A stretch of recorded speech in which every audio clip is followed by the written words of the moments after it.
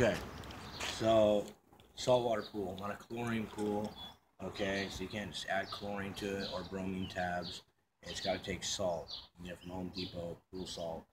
And when I put the salt in, the waterfall from the hot tub, because the way the pool works, it sucks from the bottom of the pool and the skimmer and runs through the filtration system, and it comes back out through the hot tub and overflows out of the waterfall and cycles.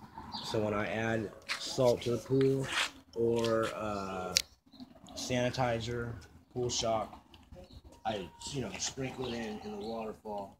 That way it mixes in with the water. So if you're gonna clean the pool, which the water should be, if you're keeping it clear, it's turning somewhat green, whatever.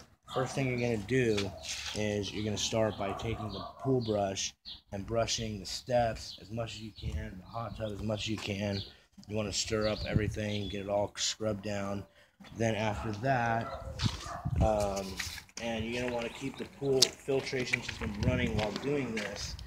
Um, and while the pool filtration is running, you're gonna open up the skimmer and pull out this basket. This basket goes in and turns and locks. So you turn it to unlock it, pull it out, flip it upside down, rinse it out real good, get all this nasty shit off, put it back in, close it up.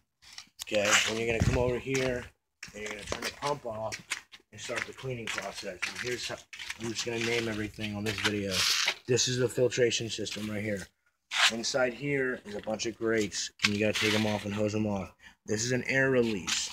Okay, you can turn it a little bit, and that's how you release the air. Basically, once you get. When do you know you need to do that? I'm gonna explain. When you turn the pump back on and get for the first time, it's gonna take a minute for the water to fill the thing back up.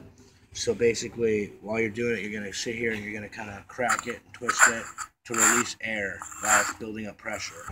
Once water starts blowing out hard, you're good. If you hear air in there, release some air every now and then, just by turning this, okay?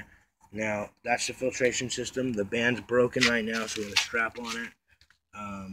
How tight? As tight as you can. You want this gap pretty much closed. If this gap isn't closed, if this band isn't tight, what will happen is air will get in here, and once it builds up air, it won't filter, it won't work right, and it'll lose suction. So that's your filter. Over here is your valves. Okay? You want this valve facing off on the pool return because you want it to suck from the bottom of the pool. Or basically it's a spa return, pool return. Okay, you want the clean water to come back in the pool. I'm kind of doing this ass backwards actually. This is the beginning of the process. You got pool suction and you got spa suction. See how the spa suction side's off? That's because it's sucking from the bottom of the pool, running through the filtration system, comes back up through here on this valve, and you can see it's off on the pool return and on the spa suction. So that's how it should be all the time? Yes, okay. Now, if the valves there's a switch on the back, you cannot turn these manually. There's a valve, there's a little toggle switch on the back. You flip it, and it'll activate, and then but you don't need to do that unless it's been moved. Okay, so off on spa suction, off on pool return. Okay, so now here is the salt cell. This is important. This is what turns salt into chlorine, what keeps the pool clean. Okay, you have your indicators on here and your sanitizer output. The sanitizer output, basically, I usually keep it at about 60%. During the summer and the hot months, probably keep it at 100. If the pool starts turning green, what you can do is hold both these buttons down for a second, and then the lights will start going like this, blinking. That means you're on a boost mode for 24 hours. Where it boosts. Will it go back to 60 yes, then? It'll go back to your original setting. It's just for 24 hours. Now, obviously, right now the pump's off, so the flow is red, indicating there's no flow. Power green, cell green. Now, these indicate how your salt levels are. And if one of them's flashing, you just got to read it to tell you if it needs salt, or if it's too much salt, or if the salt's good. Now, this salt cell back to camera.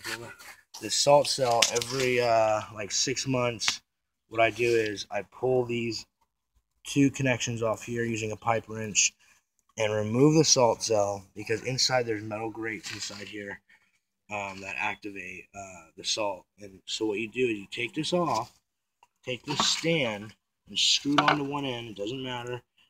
Usually, well, actually, also right here it says flow with an arrow. As you can see, I wrote flow here because the water flows this way. Okay. So you got to make sure the water flows through the salt cell that way. If you put it backward, it's not going to work right. Okay. So since the water flows this way, the water is going to hit the salt cell here first.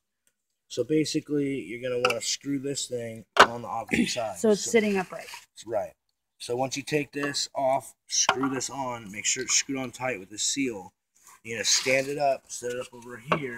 How many times do you do that? Like every couple months? Every couple months, yeah. No, so is it going to have to do it every soon? like 6 months I clean it. I just did it, so it's good right now.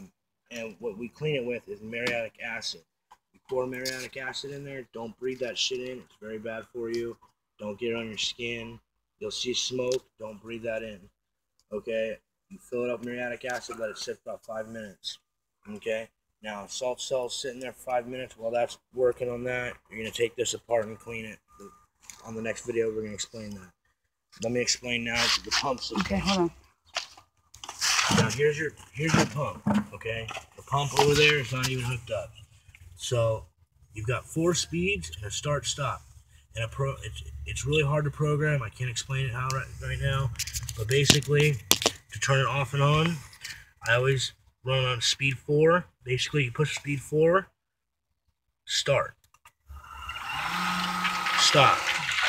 Okay, when you start it, it's going to run slow, then fast, and slow again because it's got to prime it. Don't worry about that. Once you push start, just let it run. So 4, start. Okay, so when do we do that?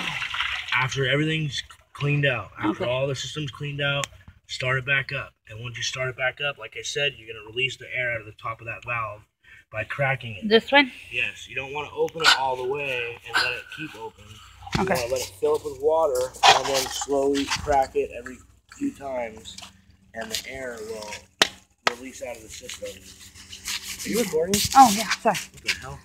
Anyways, so, that being said, that's that system. These over here are for the jets, for the jacuzzi. You don't need to worry about these. Matter of fact, don't turn the jets on the jacuzzi right now because one of the grates inside is missing. Okay. You take this off, and there's a grate in here that you clean out, kind of like on the pool skimmer I showed you. Basically,